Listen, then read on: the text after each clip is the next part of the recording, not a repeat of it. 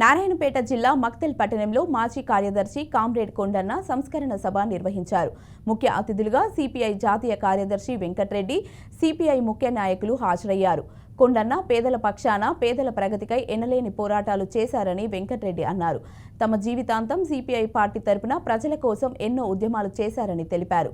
తాగునీటి కొరకు CPI party తరపున చేసిన పోరాటాల్లో కొండన్న పాత్ర చురుకైందని కొండన్న సేవలను కొనియాడారు.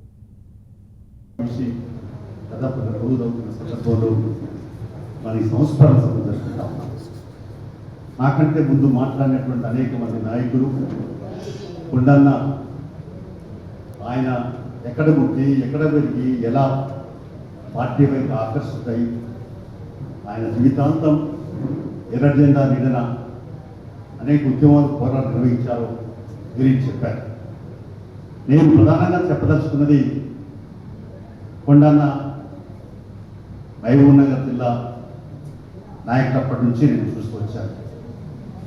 నేను 2004లో ఎమ్మెల్యేగా సిపిఐ పక్ష నాయకుడిగా ఉన్న సందర్భంలో ఈ గ్రామాలు ప్రాంతాలను తిరిగేటప్పుడు సమస్య